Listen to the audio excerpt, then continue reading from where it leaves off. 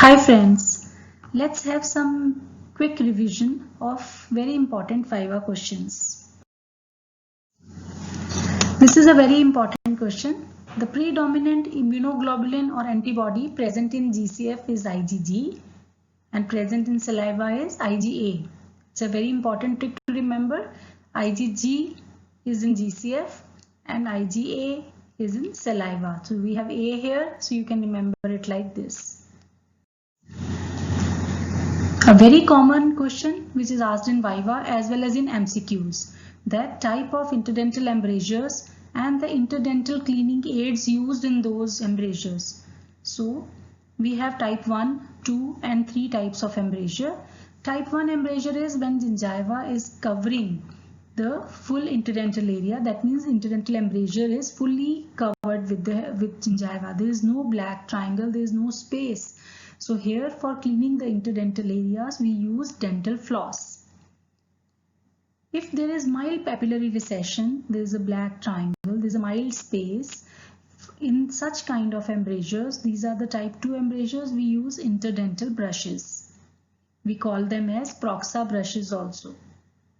Type 3 embrasure, when there is severe recession and the interdental area is quite big, so there we use unitufted, a single tufted brush, which is used in type 3 embrasures. A quick revision on brushing techniques. We all know in children we use Phone's technique. In adults, the most common recommended brushing technique is modified Bass technique. But in the patients with gingival recession, modified Stillman's technique is preferred, and post-periodontal surgery, we recommend Charter's method. Disclosing agent, as we all know that plaque is not visible to naked eye unless it reaches a particular thickness. Disclosing agent is a dye which discloses the plaque. So a two-tone dye has two dyes in it, FDC3 number green and red. This distinguishes between immature and mature plaque. How will we remember?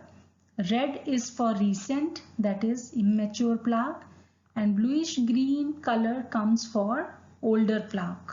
So that is the function of two-tone dye. Next question is red complex. Red complex consists of mainly 3 microorganisms: Porphyromonas gingivalis, Treponema denticola and Tannerella forsythia. You can either get a question as MCQ that tell us which of the following microorganism does not belong to red complex, or you can get a short note. So in short note you have to elaborate certain characteristics of red complex bacteria, their virulence factors as well as their correlation with chronic periodontitis lesions.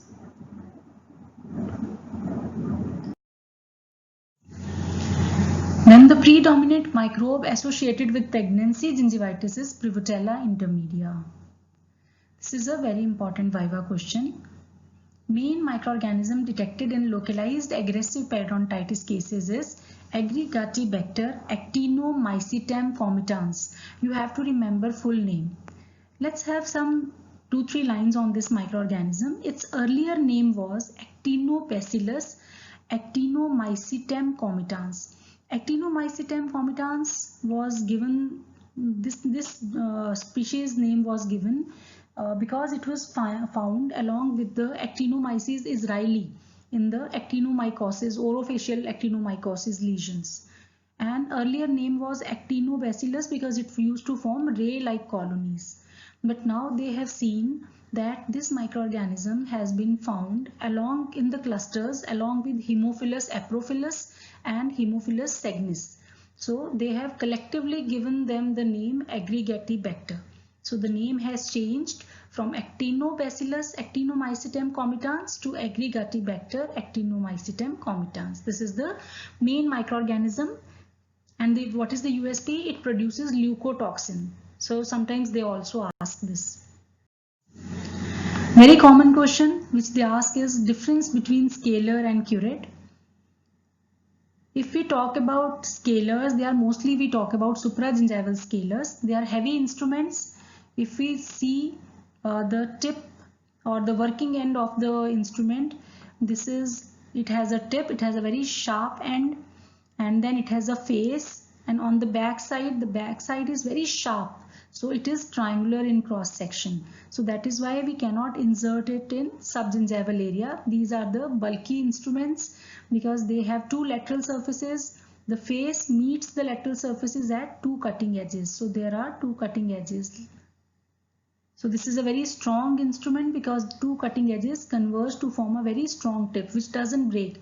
It's a very heavy instrument, triangular in cross section, so it is a supragingival scaler used for scaling, used for removing calculus and plaque in the supragingival areas.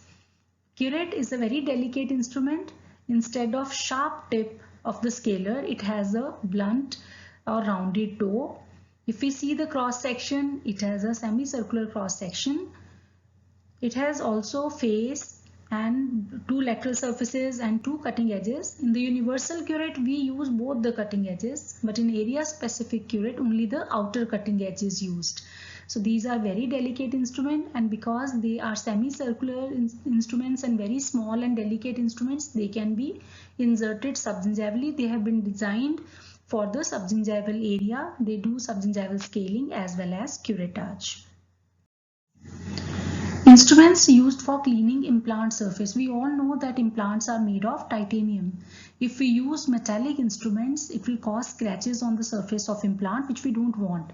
So most of the time, the most preferred one are plastic instruments, which we use for cleaning the implant surfaces. Some people, they use gold coated or titanium coated instruments. Now coming to healing. We all know that healing after gingivectomy is by secondary intention because there is no approximation of wound edges. Wound is left open. So in gingivectomy, the healing is by secondary intention, and healing after flap surgery because we approximate the flap edges, we apply sutures. So the healing is by primary intention. So that's all for today. Thank you. If you have any confusion, please let me know in comment box. Good day.